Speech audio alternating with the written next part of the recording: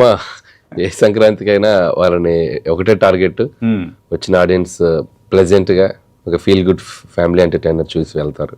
ఈ సినిమా కూడా అంతే ఉంటుంది. సో ఇట్స్ లైక్ చిరంజీవి గారిని ఆఫ్టర్ లాంగ్ టైం ఒక ఫుల్ లెంత్ ఫ్యామిలీ స్పేస్ లో తీసుకొచ్చిన సినిమా ఇది.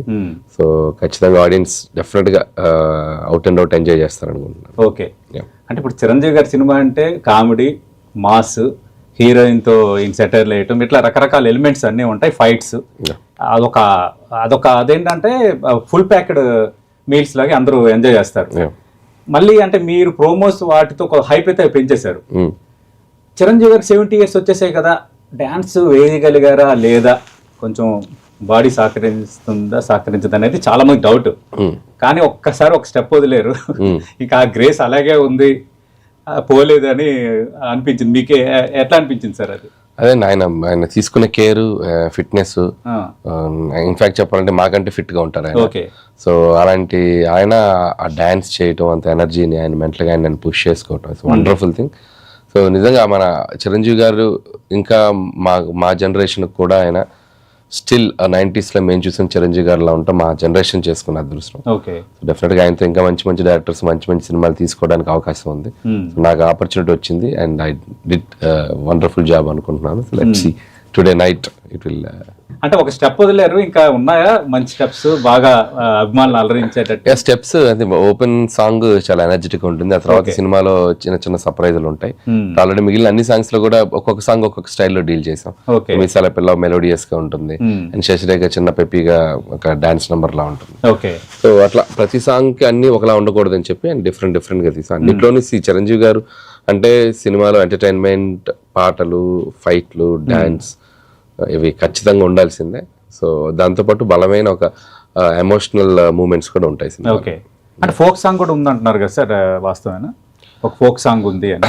అది ఉందండి, అది సిచ్యువేషన్ గా వస్తుంది, కథలో ఒక దీంట్లో వస్తుంది, అది కూడా చాలా బాగుంటుంది. ఓకే, అంటే ఇప్పుడు మీరు అన్నారు 2-3 ఇంటర్వ్యూలు కూడా అన్నారు, అంతకుముందు చంటాబ్బాయి, దొంగ మొగుడు, తర్వాత మంచి దొంగ, జేబు దొంగ, ఇలాంటి అన్ని సినిమాల్లో పిచ్చ కామెడీ చేయటం, సరదాగా సెటైర్లు వేయటం, ఆయన స్లాంగ్ డిఫరెంట్ గా ఉండటం, హీరోయిన్ పిల్లలు, ఇవన్నీ ఉండేవి.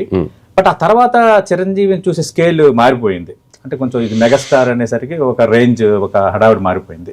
మళ్ళీ చాలా రోజుల తర్వాత మీరు ఆ లుక్ తీసుకొస్తున్నారు, పర్వాలేదు అంటే సాటిస్ఫై అవుతారా ప్రేక్షకులు? మళ్ళీ చిరంజీవి గారు నా పాత లుక్ కి కనెక్ట్ 200% అండి. అదే నా ఎయిమే సినిమాలో, అది ఖచ్చితంగా ఆడియన్స్ కూడా అదే ఎంజాయ్ చేస్తారని గట్టిగా బిలీవ్ చేస్తున్నాను. ఎందుకంటే ఆయన కామెడీలోకి దిగితే ఆయన టైమింగ్ కానీ, ఆయన హిస్టానిక్స్ కానీ, సో అలాగే ఆయన ఈ క్యారెక్టర్ని అడాప్ట్ చేసుకున్న విధానం కానీ, సో చాలా బాగా చేశారు అండ్ చాలా లైవ్లీగా ఉంటుంది ఫిల్మ్.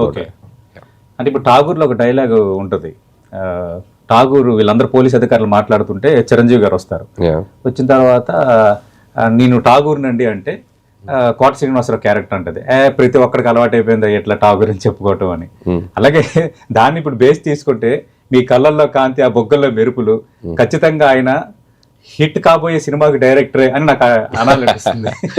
మీకు అంత వెలుగు కనిపిస్తుందా? నేను బాగా టైర్డ్ అయిపోయి వారం రోజులు చాలా వెలుగు, ఎంత టైర్డ్ అయిపోయినా మన కాన్ఫిడెన్స్ అనేది అది మన కళ్ళు ఎప్పుడు ఇది కావు. అయితే మీరు అన్నట్టు అది గుడ్ సైన్ అన్నమాట. డెఫినెట్లీ సార్, అది ఖచ్చితంగా నిజం కావాలి. మీరు పడిన కష్టానికి, మీరు పడిన ప్రమోషన్ కి.